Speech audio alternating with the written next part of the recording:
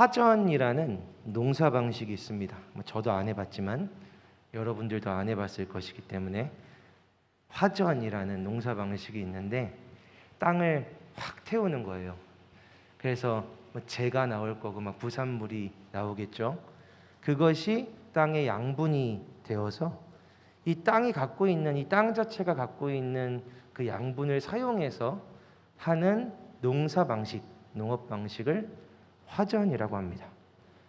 화전은 어디서 하냐면 농사를 짓기 좀 힘든 땅, 산이나 이런데 나무를 다 걷어내려면은 수고가 너무 많이 필요한데 뿌리를 걷어내려면은 노동이 많이 필요한데 그렇게 하지 말고 그냥 태워버리는 거죠. 그걸 다 태워서 이 태워서 나온 양분들 가지고 그냥 그 땅 자체를 한번 확 태워서 그 양분을 가지고 농사하는 거. 그런데 이 화전에 문제가 있어요. 이 화전이라는 건 땅의 지력, 그 땅 자체의 힘을 다 써버려서 그 땅에서 농사를 오래는 짓지 못한다는 겁니다. 그래서 화전을 하는 화전민들은 땅을 태워서 농사를 짓고 또 자리를 옮겨서 다른 땅을 찾아서 그 땅을 태워서 또 농사를 짓고 거기서 열매를 얻고 그게 화전민들이 하는 농업 방식입니다. 곡물은 자라고 열매를 얻는데 그 땅을 오래 못 쓰게 되는 거죠. 결국은 땅이 망가지는 게 화전입니다. 하나님의 농사는 화전은 아닙니다. 하나님이 청춘을 기르고 자라게 하심은 오늘 지금 이곳에서 잠깐 열매를 확 얻어가시기 위함은 아닙니다. 그저 불태우심이 아니라는 말이죠. 지난 여름, 뜨거웠던 여름, 뜨거운 날씨만큼 청춘이 은혜로 이렇게 확 불타올랐죠.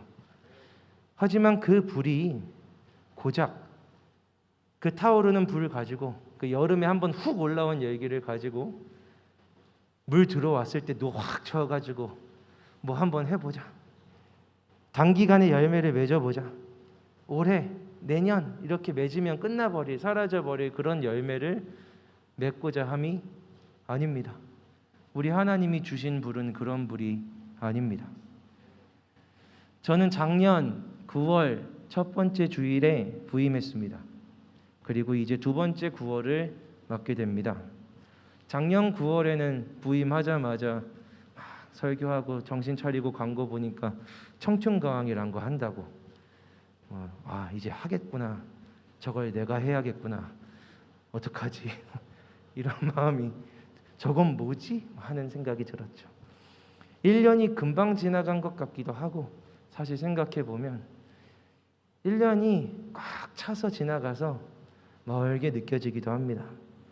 어저께 주일 말씀을 준비하면서 그걸 생각해서 얘기해줘야지 싶었는데 작년 주일 전에 첫 번째 설교를 하기 전 토요일엔 난 무슨 마음이었지를 생각해보는데 생각이 나질 않더라고요.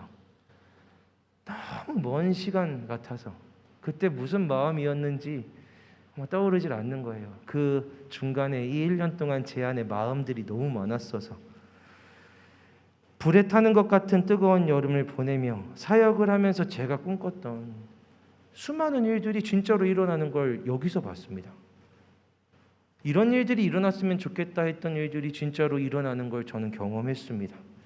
여러분들이 뜨겁게 아름답게 빛나던 얼굴을 가지고 예배하던 것들을 저는 분명히 기억하고 있습니다. 수련회 잘 마무리하고 벌써 3주가 지나가는데 그런데 저는 지금까지 내내 그렇게 즐겁지 않습니다. 제가 막 들뜨고 좋지가 않은 거예요. 되게 기쁘고 그렇지가 않더라고요. 단 한순간도 사실 기쁘고 좋고 날아갈 것 같고 너무 신난다 하는 감정을 느껴본 적이 없습니다. 더 무거워지고 더 차분해졌습니다. 그래서 계속 사실 기도했습니다. 기도를 계속했어요. 왜냐하면 저도 궁금했거든요. 하나님, 제가 사역을 하면서 제 사역 15년 동안 꿈꿨던 일이 지금 이루어지고 있는데 기도회 하자고 했는데 많은 사람들이 와서 의자를 막 갖고 와야 될 만한 일들이 청년들이 눈물 흘리며 자기 입으로 회복됐다고 고백하는 일들이, 가만히 있어도 막 간증들을 보내는 일들이 일어나고 있는데, 하나님, 제가 막 신나지가 않아요. 하나님, 제가 막 기쁘고 막 날아갈 것 같지가 않아요. 하나님, 저는 무거워요. 왜 그럴까요? 왜 그런 겁니까? 너무 무거워서. 수련회 이후로 지금까지 제가 너무 무거워서 계속 기도했습니다. 우울증은 아니에요. 그냥 무거워서 막. 그런데 이번 주간에 하나님이 저에게 답을 주셨습니다. 제가 계속 질문했거든요. 사실 마음이 너무 무거우니까 계속 기도한 거죠. 하나님, 저는 왜 이렇게 무겁죠? 수련회 끝난 그 순간부터 계속 기도했는데, 지난 주간에 하나님이 제게 답을 주셨습니다. 너무 명확한 답이었고, 답을 2중 3중으로 주셔서 아니라 할 수가 없어요. 하나님이 제게 주신 답이 이겁니다. 시작이라 그렇다. 지금부터 시작이라. 갈 길이 너무 멀어서. 동주야, 너는 조금만 좋아도 이렇게 신이 나고 들뜨고 막 난리가 나가지고 막 이거 하자 저거 하자 하는 애잖아. 지금은 그럴 만한 여유가 없다. 네가 또 들뜨고 실수하고 가라앉았다가 넘어졌다가 왔다 갔다 할 여유가 없다. 나는 지금부터 가야 된다. 그래서 너는 좀 무겁게 있어라. 가벼워지려는 저를 하나님이 누르고 계시는구나 라는 걸 느꼈습니다. 알게 된 거죠, 기도하면서. 근데 이걸 기도하면서 그냥 하나님이 이런 거야 라고 알려주신 게 아니라, 사실은 청년들의 말을 통해서, 청년들과 대화하면서 청년들이 전해주는 말을 통해서 알게 된 겁니다. 목사님, 저희가 회복을 경험했는데 이게 절대로 목적이라고 생각하지 않아요. 지금 이제 시작했다라고 생각이 들어요. 라는 얘기를 이번 주간 정말 많이 들었습니다. 이게 결론이 아니라 시작이라고 생각한다고. 와, 나는 3주 만에 날마다 기도해서 얻은 답인데 청년들은 툭툭 던지더라고요. 아, 그런 것 같습니다. 라고. 그게 저에게 하나님의 대답으로 다가온 거죠. 사랑하는 여러분, 우리는요, 그저 불타고 한 번 확 타고 끝나지 않기 위해서, 그저 짧고 뜨거웠던 그 여름의 열매로 끝나지 않기 위해서, 맛도 경험도 지나고 나면 다 잃어버리는 그 일로 만들어가지 않기 위해서, 그런 일들을 반복하며 좋았다가 안 좋았다가 좋았다가 안 좋았다가 은혜 받았다가 안 받았다가 이걸 하다가 땅을 다 망쳐버리는 그 일을 겪지 않기 위해서, 이제 하나님의 걸음을 걸어보려고 합니다. 진짜 좋은 땅으로 만드는 일, 불타고 바로 열매를 따먹는 게 아니라 태워진 그곳에, 정리된 그곳에 하나님의 무거운 걸음, 발자국을 찍고 땅 자체를 좋게 만드는 일, 그 일을 해보려 합니다. 그런 의미에서 이번 가을 9월과 10월에 우리가 나눌 메시지는 말씀에 대한 겁니다.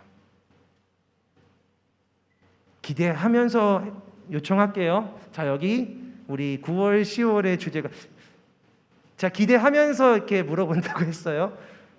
공동체 함께 말씀이 있다. 이거 우리 함께 같이 해볼까요? 시작. 진짜 기대대로 해주셨네요. 한 번만 더 기대해 볼게요. 우리 한번 크게 공동체 함께 말씀이 있다 한번 외쳐봅시다. 시작. 공동체. 저 뒤에까지 외치는 날을 기대하며 이게 우리가 가을 함께 말씀 읽는 일, 함께 말씀의 역사를 경험하는 일, 여기에 9월과 10월에 하나님이 주신 첫 번째 걸음입니다. 여러분 다 말씀 읽고 있는 거 알아요. 뭐 얘기하다 보면, 대화하다 보면 저 이렇게 말씀 읽고 있어요. 저는 뭐 통독해요. 저는 어디 말씀 읽고 있어요. 말씀 쓰고 있어요. 큐티해요라고 저한테 얘기해 주시는 청년들 많이 있습니다. 아닌 사람들도 있죠. 많이 읽고 있다라고 합니다. 큐티도 하는 청년들이 있고요. 하루에 한 장씩 읽기도 하고, 목자들한테는 외우라고 했으니까 많은 목자들이 그래도 말씀을 외우고 있으리라고 저는 기대합니다. 그런데 말씀 묵상에 관해서 여러분들이 물어봐요.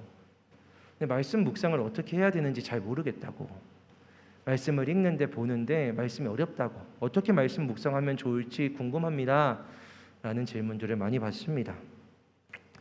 여러분, 이 가을 우리는 이 말씀 묵상, 오늘은 이 말씀 묵상에 대해서 쭉 이야기할 거니까 그 첫 번째로 말씀 묵상이란 어떠한 태도인가, 이거부터 우리는 어떠한 기초로, 기본적인 태도로 이 말씀 묵상에 임해야 하는가, 여기서부터 이야기하려고 합니다.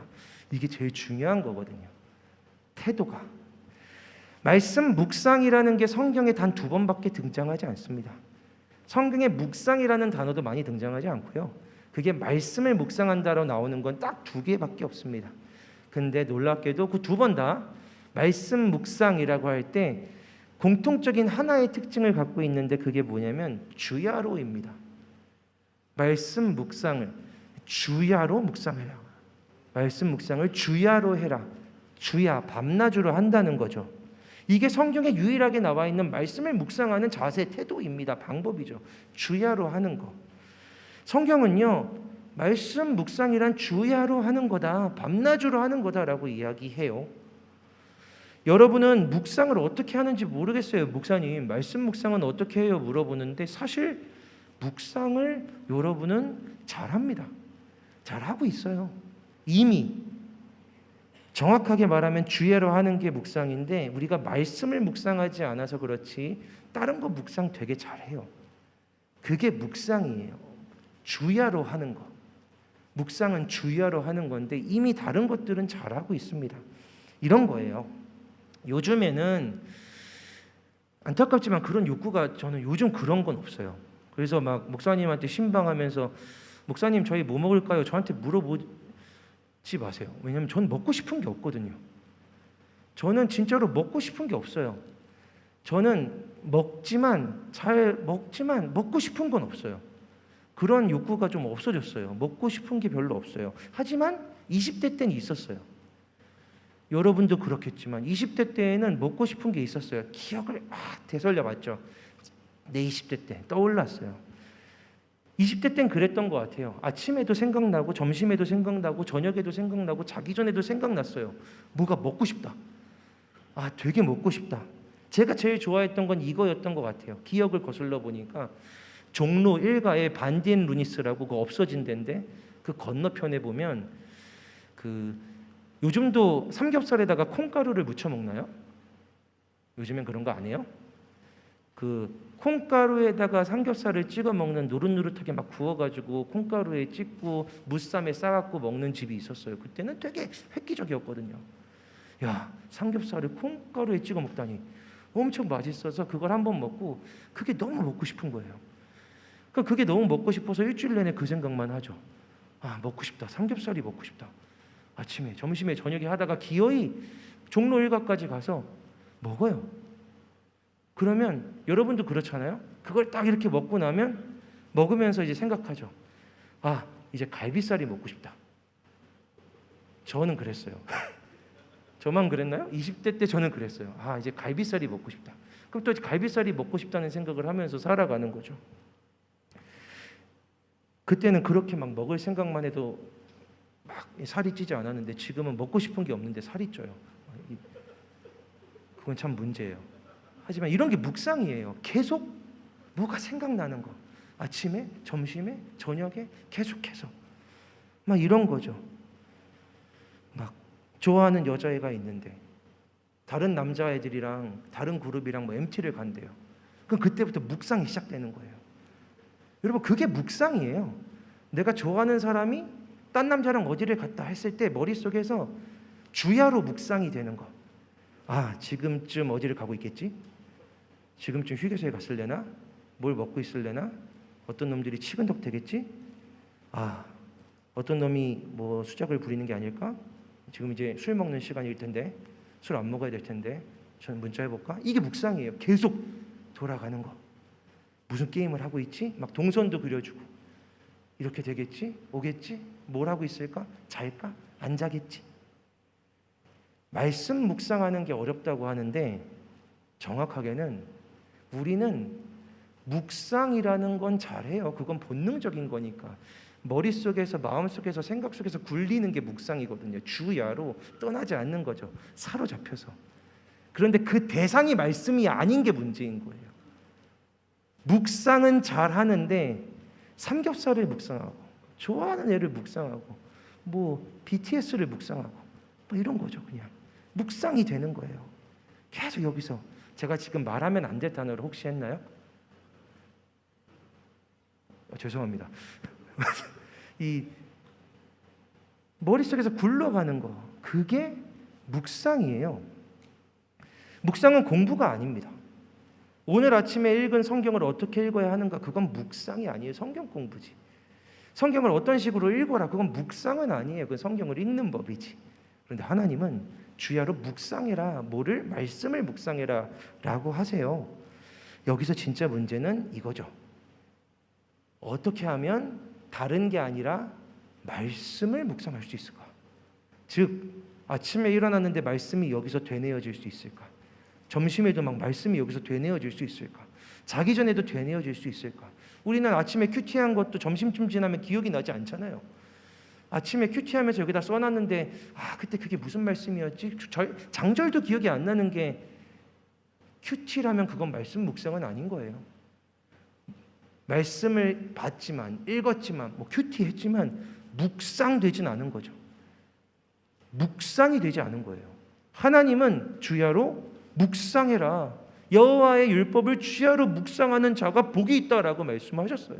이게 말씀을 대하는 태도예요. 그렇다면 말씀을 묵상하는 게 여기서 계속 돌아가는 거라면 근데 나는 돌아가는 건 있는데 그게 말씀이 아니라면 어떻게 말씀을 묵상할 수 있을까? 어떻게 내가 묵상하는 대상이 말씀이 될 수 있을까? 이게 중요한 거겠죠. 그러면 여러분 어떤 것들이 여기서 묵상이 될까요? 여러분 혹시 있나요? 여러분들이 날마다 묵상되는 거? 내가 여기서 자꾸 돌아가는 거? 지금도 막 생각나고 돌아가는 것들이 있잖아요. 막 여기서 자꾸 눌러놔도 자꾸 떠오르는 거, 돌아가는 거. 이따 끝나고 저녁에 뭐 먹지? 뭐 이런 건가요? 그런 게 막 묵상이에요. 그럼 이게 말씀이 되려면 어떻게 하는가? 어떻게 그게 말씀이 될 수 있을까? 실제로 여기 묵상이 되는 것들은 어떤 것들이냐면 내 마음을 사로잡은 것들이에요. 내 마음이 사로잡힌 것이죠. 돌려 말하면 난 말씀에 사로잡힌 건 아닌 거예요. 말씀이 나를 사로잡고 있는 게 아닌 거죠. 마음을 빼앗기면 그게 묵상이 돼요. 마음을 빼앗기면 사랑하게 되죠. 사랑하고 그리워하고 자꾸 보고 싶고 듣고 싶고 하는 게 묵상이거든요. 결국은 사랑이고 결국은 몰입하는 거예요. 마음을 빼앗기는 거죠. 그리워하고 떠올리고 되뇌이는 게 묵상이에요. 하지만 그게 말씀은 아니다라는 거죠. 여러분 그런데 반대도 있어요. 누가 되게 싫고 밉고 짜증나고 그런 것도 돌아가잖아요. 진짜 이따가 저녁 6시에 만날 사람인데 아침부터 짜증이 나잖아요. 전날부터 그 한 주 전부터 이 안에서 돌아가죠. 이것도 묵상인가? 그렇지 않아요. 이건 두려움이에요. 그때 싫을 저 사람에 대한 그 싫은 내 감정에 대한 두려움이죠. 두려움도 묵상이랑 똑같은 프로세스로 작동돼요. 계속 여기를 사로잡고 여기서 돌아가요. 밤낮으로 잠도 못 자게 하고. 그럼 묵상과 두려움의 차이점이 뭔지 아세요? 묵상은 나아가게 하고 두려움은 뒤로 끄는 거예요. 두려움은 가지 못하게 해요. 멈춰 있게 해요. 뒤로 숨게 해요. 후퇴하게 해요. 묵상하다 보면은 나도 모르게 번호를 누르고 전화를 하죠. 야, 너 지금 뭐 하길래 어디 있길래 문자 한 번 안 하는 거야? 이게 묵상이잖아요. 묵상과 두려움은 비슷한 프로세스인데 두려움은 뒤로 빠지게 하고 묵상은 나가게 한다. 그런데 그 묵상을 한다면 진짜 나를 제대로 나아가게 할 것, 한 걸음 진짜 제대로 걷게 할 것. 사랑이 어떤 취미가 어떤 음식이 우리를 종로 일가까지 걸어가게 할 수 있지만 진짜 나를 온전히 제대로 한 걸음 걷게 하는 것이 말씀이라면 하나님이 원하는 그 길로 한 걸음을 제대로 내딛게 할 수 있겠죠. 그래서 묵상을 어떻게 하면 말씀이 되게 할 수 있느냐, 한 걸음 더 나아가면 어떻게 말씀이 내 마음을 사로잡게 할 수 있겠느냐라는 거죠. 그래서 오늘 읽은 말씀이 시편 119편 말씀이 거기 해답을 갖고 있어요. 왜냐하면 여러분 혹시 시편 119편 알아요? 읽어봤어요? 시편 119편은 통독을 한번 해본 사람들은 알고 있는 말씀이에요. 주변에서 누가 통독 시작한다고 하면은 시편쯤 갔다고 하면은 괜히 겁주거든요. 야, 시편 119편 가면 넌 죽었어. 시편 119편은 하루에 한 장씩 있는 통독하는 사람들한테 지옥 같은 장이에요. 왜냐하면 176절이 있거든요. 나 오늘 말씀 한 장 읽으면 5분이면 읽겠지 하지만 그건 5분에 끝나지 않아요. 한 20분, 30분 봐야 돼요. 말도 비슷해서 읽다가 보면 내가 어디까지 읽었는지도 몰라요. 사람들은 대부분 시편 119편을 싫어하죠. 악명이 있어요. 이 다윗이라는 사람은 뭐 그렇게 말이 많을까? 뭐 이렇게 할 말이 많아가지고 똑같은 비슷한 것 같은 말을 주저리 176절이나 썼을까? 라고 생각을 하는데 한번 생각을 바꿔보면 무슨 이야기를 하고 싶었길래 176절이나 썼을까? 무슨 이야기를 하고 싶었을까라는 거죠. 제가 말이 많아요. 이제 아는 사람들은 알아요. 제가 말이 많고 말을 시작하면 길어요. 그래서 뭘 물어보면 대답을 되게 길게 하는 편이에요. 그래서 어떤 친구들이 그러더라고요. 그 목사님한테 주례를 받고 싶은데 목사님이 주례를 하면 주례를 너무 길게 하실까 봐 꺼려진다고. 그렇지 않은데. 근데 이 말을 막 많이 한다는 건요. 이유가 있어요. 여러분 주변에도 있나요? 말이 되게 많은 사람? 끊임없이 말하는 사람 있나요? 나한테 자꾸 말 걸고 얘기하는 사람이 있나요? 이유가 있어요. 쉬지 않고 끊임없이 이야기하는 사람들, 특별히 어떤 주제에 대해서 이야기하는 사람들이 있죠. 제 주변에도 있어요. 어떤 친구는 그 얘기는 좀 하지 말라고 하는데 자꾸 튀어나오는 친구도 있어요. 안 듣고 싶거든 하는데 자꾸 누구 얘기를 하는 친구도 있어요. 그런 사람들이 있어요. 다윗은 어떻게 하는지 아세요? 시편 119편이 자세히 읽어보면 176절인데 176절 중에 단 한 절도 빠지지 않고 다윗이 말씀에 대해서 얘기하고 있어요. 이게 176절인데 짧은 문장들인데 이런 거예요. 하은이는 진짜 멋있다. 야, 하은이는 진짜 가르마도 정말 잘 나왔다. 하은이는 옷이 정말 잘 어울린다. 하은이는 노래도 잘 부른다. 벌써 힘들어. 근데 이걸 176번을 한 거예요. 다윗은 아니야 하나 176번을 하나님의 말씀은 이렇다라고 다윗이 막 얘기하는 거죠. 왜 그럴까요? 어떻게 하면 그럴 수 있을까요? 언제 그럴 수 있을까요? 사랑할 때 그럴 수 있어요. 다윗은 사랑했던 거예요. 말씀을 너무 사랑했던 거예요. 근데 시편 119편을 자세히 잘 못 읽는 말씀이라 자세히 보면요. 176절이 이렇게 나가는데 그 와중에 다윗이 내가 지금 몇 시에 얘기를 하는지를 얘기해요. 시작점이 나오죠. 밤. 딱 가다가 새벽. 확 가다 아침. 무슨 얘기죠? 다윗이 시를 썼는데 하나님의 말씀은 이래라고 쓰기 시작한 게 밤에 쓰고 있는데 쓰다가 보니까 새벽이 되고 쓰다가 보니까 아침이 된 거예요. 마치 사랑하는 사람이랑 전화통화를 하는데 2시간, 3시간 밤새도록 전화통화하다가 여자친구 막 잠들어 있고 이런 것처럼 끊임없이 얘기를 하는 거죠. 딱 사랑할 때만 일어나는 일이에요. 다윗은 말씀을 사랑하고 있는 거예요. 말씀을 정말 사랑해서 말씀에 대해서 계속 얘기를 하는 거죠. 고백을 했던 거예요. 그리고 그게 묵상이에요. 지금 주야로 하고 있거든요. 주야로 계속해서 말씀이 이렇다, 말씀이 이렇다, 말씀이 이렇다라고 떠올리고 이야기하고 고백하고 있는 거죠. 지금 다윗은 말씀 묵상을 하고 있는 거예요. 자, 어떻게 내 묵상의 대상이 말씀이 될 수 있을까? 여기 방법이 나왔어요. 말씀을 사랑하면 돼요. 그럼 또 이제 문제가 생기죠. 말씀을 어떻게 사랑한단 말인가? 말씀이 어떻게 나한테 사랑이 될 수 있단 말인가? 라는 게 진짜 문제예요. 아까 제가 주례 얘기했잖아요. 근데 어저께 이제 결혼을 할 예정인, 그리고 고맙게도 저한테 주례를 부탁한 한 예비 부부를 만났어요, 저녁에. 제가 고맙다고 했죠. 야, 내가 주례 하면은 다들 길게 할까봐 막 꺼린다는데 너는 해줘서 너무 고맙다. 내가 짧게 잘해볼게. 얘기했어요. 그런데 그 청년이 이렇게 대답하더라고요. 목사님이 처음 설교하셨을 때를 제가 기억해요. 작년 9월 첫 번째 주일이죠. 하나님을 사랑한다라고 말하라고 하셨잖아요. 그건 하나님이 네가 나를 사랑한다라고 말해라라고 요청하는 거라고 하신 거죠. 하나님 사랑하느냐고, 하나님 사랑한다고 하라고 목사님 막 외쳤던 게 기억이 나요. 그런데 그게 목사님이 참 사랑이 중요한 사람이구나라는 걸 생각하게 했어요. 목사님은 사랑에 관해서 중요한 철학을 갖고 있구나. 그게 목사님의 중요한 생각이구나라는 걸 알게 됐어요. 그래서 목사님의 행동이나 말이 긴 게 사랑 때문에 그런 거다라고 생각하게 됐어요. 라는 이야기를 들었어요. 저도 기억해요. 작년 바로 이때 예배하면서 이렇게 여러분들을 바라보고 4층에서 사랑한다고 하라고, 그게 하나님 원하시는 거라고 설교했던 걸 생생하게 기억하고 있어요. 그게 제 비전이에요. 청춘이 여러분이 하나님을 사랑한다고 말하게 하는 거. 제 목표예요. 우리 청년교회가 여러분 청년들이 하나님 사랑한다고 고백하게 되는 거. 그게 하나님이 저에게 주신 이 사역의 목표죠. 여러분이 하나님을 사랑한다라고 하는 거.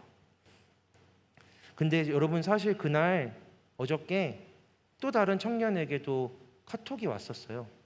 그 청년이 저한테 이렇게 말했거든요. 다른 청년들이 목사님이 우리 청년들을 얼마나 진심으로 사랑하는지 말하는 게 너무 많이 들려요, 목사님. 목사님은 청년들을 진짜 사랑한다라고 여기저기서 얘기해요, 목사님.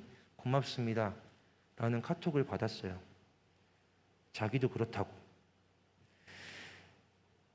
벌써 1년이 지났죠. 작년에 처음 여러분을 만났던 저와 여러분, 우리는 1년을 함께 지나가고 있어요. 1년 만에 저는 하나님을 사랑하는 청년교회가 되기를 원합니다 라는 설교를 바꿔냈어요.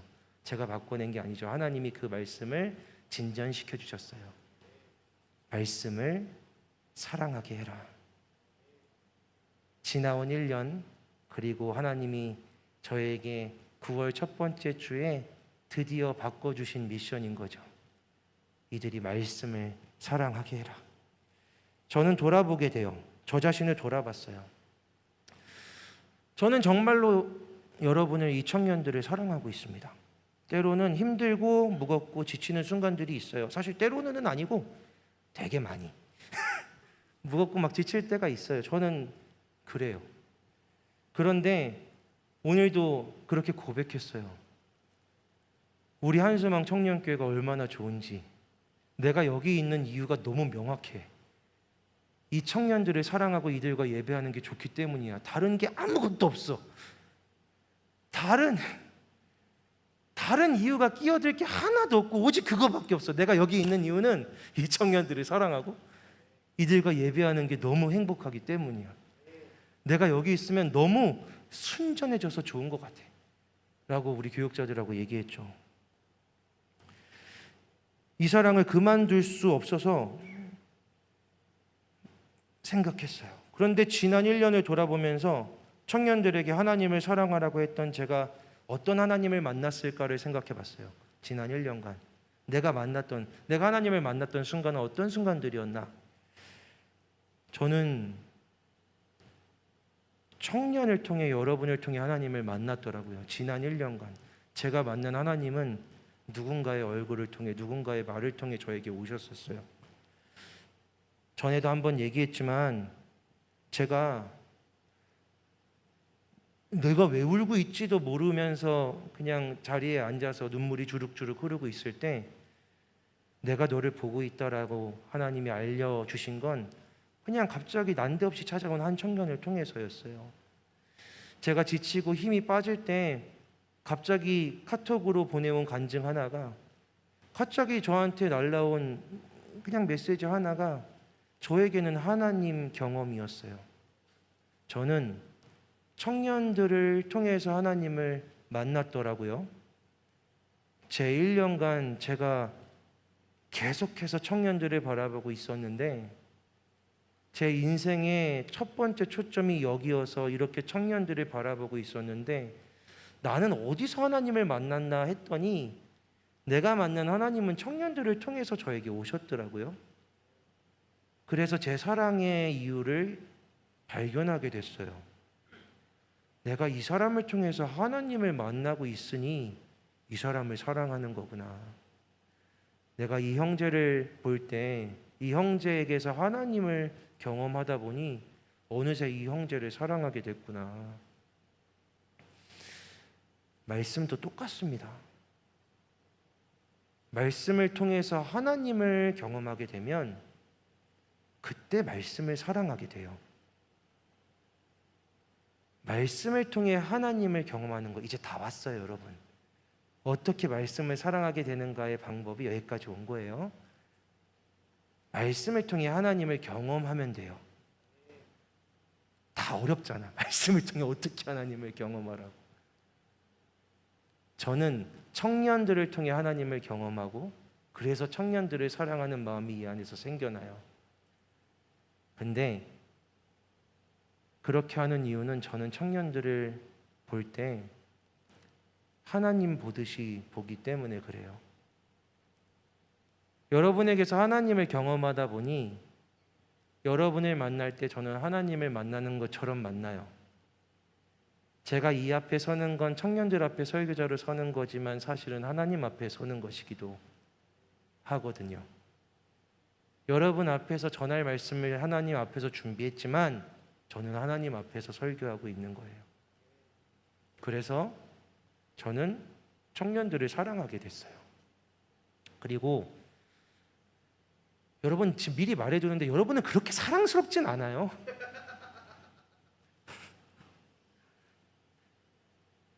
막 되게 사랑스러운 편은 아니에요. 지금도 봐요. 얼마나 반응이 없어요. 여러분 제가 사랑한다고 해서 막 이렇게 오만해지면 안 돼요. 그런 스타일들 아니세요. 근데 하나님이 여러분들을 통해 일하세요. 여러분들을 통해 하나님이 역사하세요. 저는 그렇게 여러분들을 보고 만나 여러분들을 사랑하게 돼요. 누군가를 사랑하고 싶다면 그 사람을 하나님처럼 대해야 해요. 그 사람 안에서 하나님을 만나면 그 사람을 사랑하게 됩니다. 그대로, 자 이제 마지막이에요. 그대로 말씀을 하나님처럼 대해야 해요. 여러분 말씀 읽을 때 어떻게 읽어요? 저 말씀 많이 읽는데 말씀을 어떻게 묵상해야 할지 모르겠어요 라고 이야기합니다. 저는 말씀을 성경책이 아니라 말씀을 하나님처럼 만납니다. 저는 말씀을 펼 때 두려울 때가 많아요. 왜냐하면 그 말씀이 하나님이니까.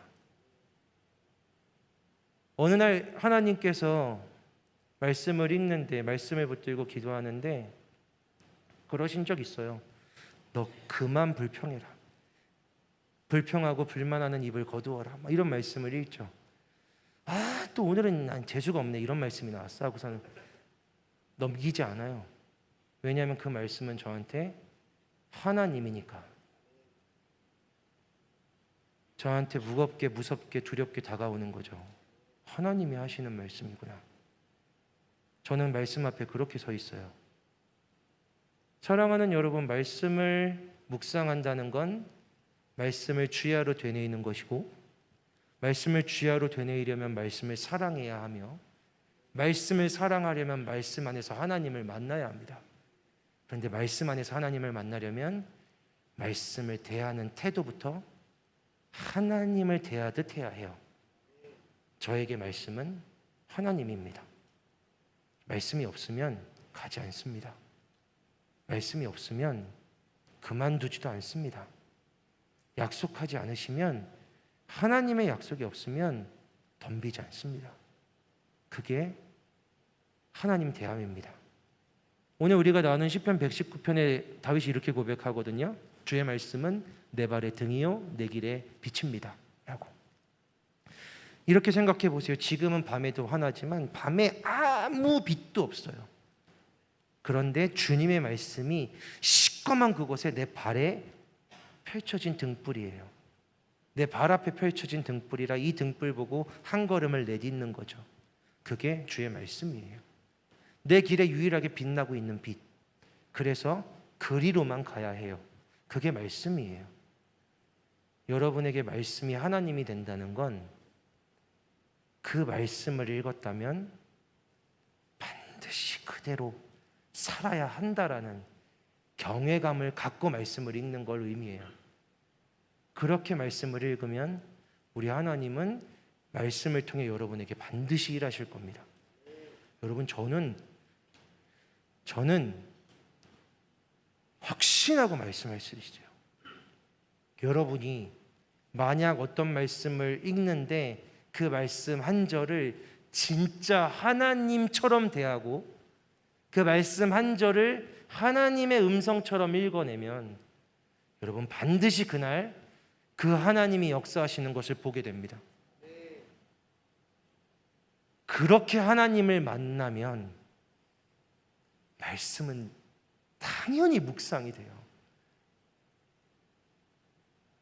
성내지 말라라는 말씀을 아침에 읽었는데 그 말씀이 하나님이면 계속해서 반복 재생되는 겁니다. 성내지 말아야지. 성내지 말아야지. 감정보다 여기서 돌아가고 있는 묵상된 말씀이 내 행동을 변화시키는 것을 보며 우리는 하나님의 살아계심을 경험합니다. 그 말씀대로 살아냈을 때 하나님의 열매가 맺히는 것을 보게 됩니다. 그게 말씀 묵상이죠. 말씀 묵상, 말씀에 대해서 우리는 가을 내내 이야기할 건데 이게 제일 중요한 태도예요. 어떻게 읽을 거냐? 어떻게 볼 거냐? 뭐부터 읽을 거냐? 어떤 식으로 공부할 거냐? 다 중요할 수 있지만 머리만 채우고 끝나고 오늘 읽고 2시간만 지나면 기억되지 않을 말씀은 여러분 처세서랑 하나도 다를 바가 없습니다.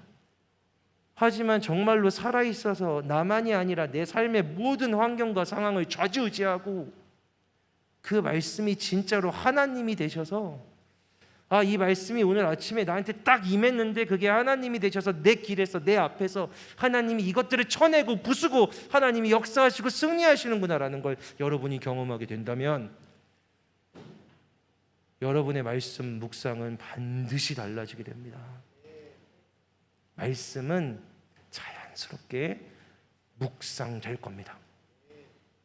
그리고 그 가을 이렇게 지났을 때 제가 사실은 맨 처음에 전 농업에 대한 지식이 없어서 우리가 수련회 때 막 뜨거웠는데 여러분 수련회 때 우리가 뜨거웠으니까 그 불타는 걸로 끝나지 말고 이걸로 열매 잘 맺어봅시다 라는 얘기를 하려고 화전이 뭐야 하고 찾아본 거예요. 그리고 너무 소름 돋았어요. 화전을 하면 땅이 망한다. 잠깐 열매 맺고 또 다른 땅 찾아 떠나는 화전민이 되지 말아야. 동주야, 이곳은 네가 짧은 열매 맺고 또 다른 데 찾아다닐 곳이 아니라 좋은 땅을 만들어서 30배, 60배, 100배 열매를 맺어야 할 내 땅이다. 그래서 너는 지금 들뜨지 않은 거야. 이건 시작도 아니니까. 이렇게 1년이 지났습니다. 여러분과 또 다른 9월 첫 번째 주일을 맞이하게 되어서 너무 기쁩니다. 그런데 여러분, 진짜 시작인 겁니다. 그리고 이 기독교에서 가장 강력한 말씀이 이 가을 우리를 어떻게 바꾸게 되는지 꼭 함께 경험하게 되기를 주님의 이름으로 축복합니다. 우리 시간 함께 기도합시다.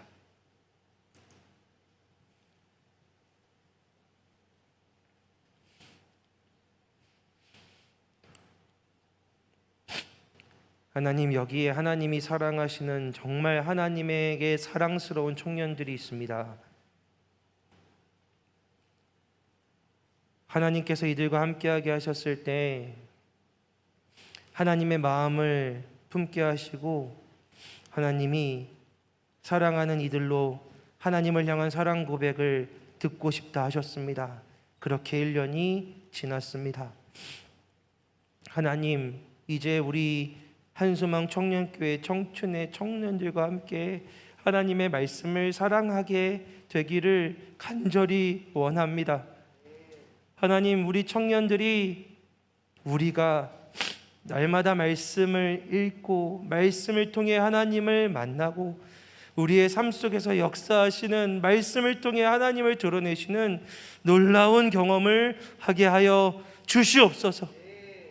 그냥 감정과 경험에 단기적인 열매 맺고 끝나게 하지 마시고 그렇게 해서 땅을 또 버려버리고 다른 땅 찾게 하지 마시고 주여, 오늘 우리로 좋은 땅이 되게 하여 주시옵소서. 말씀이 떨어져 30배, 60배, 100배의 열매를 맺게 하실 그날까지 저희들 믿음으로 소망하며 나아가기 원하오니 주님, 우리와 동행하여 주시옵소서. 예수님 이름으로 기도드립니다. 아멘. 함께 찬양합시다. 자리에서 일어나서 함께 찬양하고 기도하겠습니다.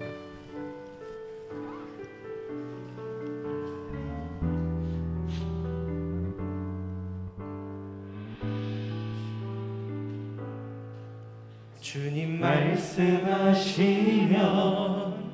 내가 나가리라. 주님 뜻이 아니면 내가 멈춰서리라. 나의 가고 서는 곳 주님 뜻에 있으니 오 주님 나를 이끄소서. 주님 말씀하시면 내가 나가리라. 주님 뜻이 아니면 내가 멈춰서리라. 나의 가고 서는 곳 주님 뜻에 있으니 오 주님 나를 이끄소서. 뜻하신 그곳에 나 있기 원합니다. 이끄시는 대로 순종하며 살리니 연약한 내 영혼 통하여 일하소서. 주님 나라와 그 뜻을 위하여 주님 나를 이끄소서. 우리 다시 한번 찬양합시다. 주님 말씀하시면 내가 나가리라. 주님 뜻이 아니면 내가 멈춰서리라. 나의 가고 서는 곳 주님 뜻에 있으니 나를 이끄소서.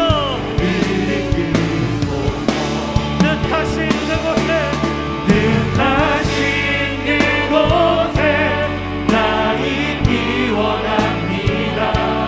이끄시는 대로 순종하며 살리니 연약한 내 영혼 통하여 일하소서. 주님 나라와 그 뜻을 위하여 뜻하신 그곳에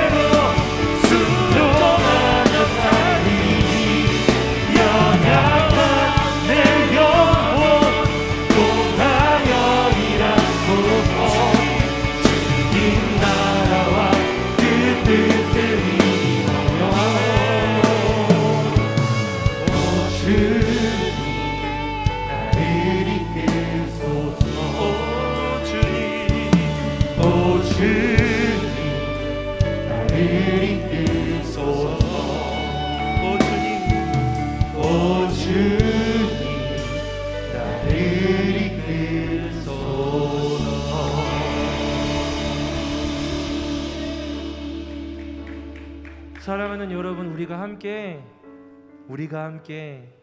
주님 말씀하실 땐 걸어가고, 주님이 멈추라 하시면 멈추며, 보폭 멈추어서 함께 한 걸음 한 걸음 나아가 지금은 잘 보이지 않지만 주님이 뜻하신 그곳에 우리가 함께 있기를 간절히 소망합니다. 저는 너무 기대됩니다. 1년 전이 어땠는지 기억 안 날 정도로 가득 찬 1년이었고, 앞으로 함께 걸어가게 하실 날들이 기대됩니다. 그게 하나님이 행하실 일들이기에 보이지 않아도 믿음으로 소망하고 있습니다. 사랑하는 여러분을 우리가 주님이 뜻하신 그곳에 함께 있게 되기를 간절히 기도합니다. 우리 모두 그곳에서 주님의 뜻이 이것이었습니다라고 고백하며 찬양하게 될 날이 반드시 있을 겁니다. 그곳에 가기 위해 우리의 길을 이끌 단 하나는 오직 말씀입니다. 사랑하는 여러분, 이제 기도합시다. 말씀은 하나님으로 여러분에게 나아가십니다. 여러분이 오늘 들은 말씀이, 여러분이 매일 읽는 말씀이 하나님으로 여러분에게 경험되어질 때, 육신이 된 하나님의 말씀이 여러분의 삶 속에 역사하셔서 두렵고 무거운 철창들을 깨뜨리고 우리 하나님의 진리가 승리한다라는 것을 반드시 경험하게 하실 것입니다. 사랑하는 여러분, 이 시간 함께 소망함으로 신뢰함으로 기도합시다. 주님, 제 삶에 막힌 담들이 있습니다. 제가 두려워하는 허들들이 있습니다. 제 인생에 빌런들이 있습니다. 그러나 하나님, 제 방법이나 제 감정이 아니라 주님의 말씀을 하나님으로 붙들고 나아가 하나님의 진리가 어떻게 승리하는지 경험하게 하여 주시옵소서. 우리 주님 한번 부르며 기도합시다. 주여, 아버지 하나님 기도합니다. 우리 청년들에게 말씀으로 역사하여 주옵소서. 주님의 말씀하시고 하나님 앞에 기도해 하나님의 말씀을 경험하며 우리 청년들의 삶에 우리 청년들이 보내며 고민하는 생각하며 이들의 삶에서 이들의 인생에서 하나님의 고백하고 그 말씀에 의지하여 그 말씀에 믿음으로 나아가 어디든지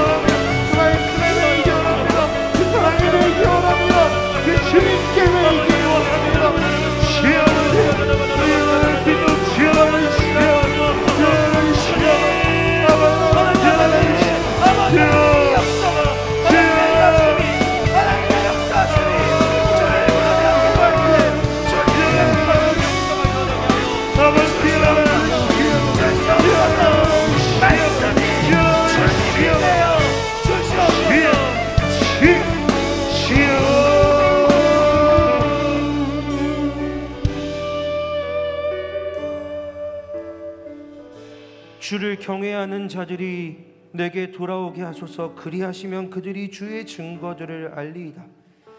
내 마음으로 주의 율례들에 완전하게 하사 내가 수치를 당하지 아니하게 하소서. 나의 영혼이 주의 구원을 사모하기에 피곤하오나 나는 주의 말씀을 바라나이다. 주의 법을 따르지 아니하는 교만한 자들이 나를 해하려고 웅덩이를 팠나이다. 주의 모든 계명들은 신실하니이다. 그들이 이유 없이 나를 핍박하오니 나를 도우소서.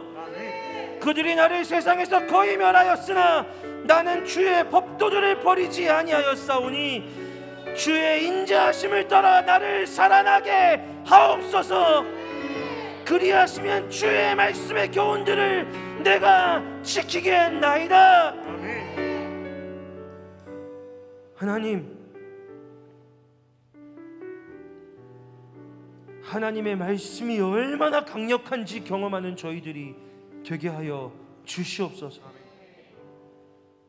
주님을 알지 못하고 그 말씀을 알지 못하는 이들이 교만하며 자랑하며 핍박하며 수치를 줄 때 우리는 거기에 세상대로 지혜롭게 대응할 것이 아니라 오직 주의 말씀을 기억하고 묵상하며 주의 말씀대로 그 앞에 서 있을 때 내가 아니라 하나님이신 하나님의 말씀이 우리를 지키시고 승리하게 하시고 구원하게 하시는 것을 경험하게 하여 주시옵소서.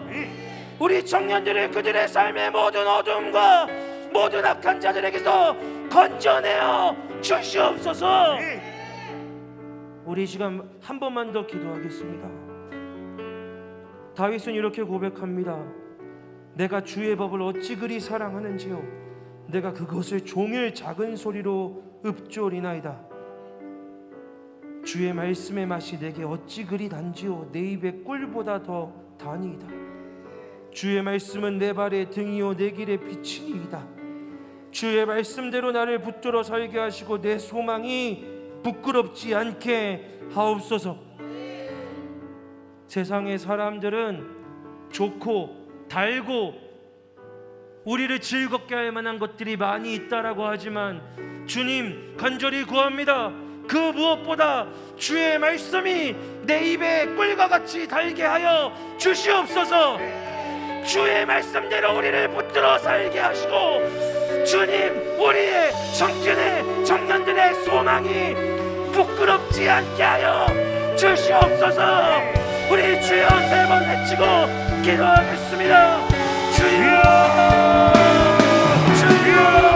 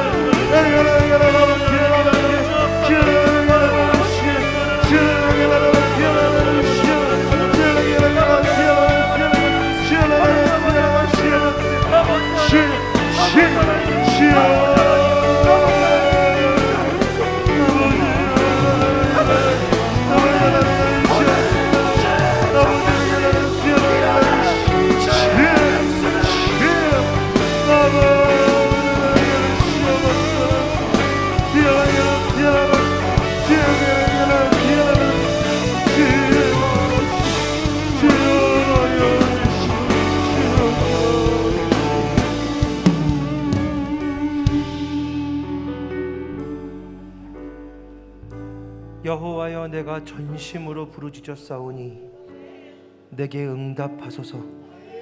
내가 주의 교훈들을 지키리이다. 내가 주께 부르짖었사오니 나를 구원하소서. 내가 주의 증거들을 지키리이다. 내가 날이 밝기 전에 부르짖으며 주의 말씀을 바라싸우며 주의 말씀을 조용히 읊조리려고 내가 새벽년에 눈을 떴나이다. 주의 인자하심을 따라 내 소리를 들으소서. 여호와여, 주의 규례들을 따라 나를 살리소서. 악을 따르는 자들이 가까이 왔사오니 그들은 주의 법에서 머니이다. 여호와여, 주께서 가까이 계시오니 주의 모든 계명들은 진리니이다. 나의 고난을 보시고 나를 건지소서. 내가 주의 율법을 잊지 아니함이니이다. 여호와여, 나의 부르짖음이 주의 앞에 이르게 하시고 주의 말씀대로 나를 깨닫게 하옵소서. 나의 간구가 주의 앞에 이르게 하시고 주의 말씀대로 나를 건지소서. 예수님의 이름으로 기도드립니다. 아멘.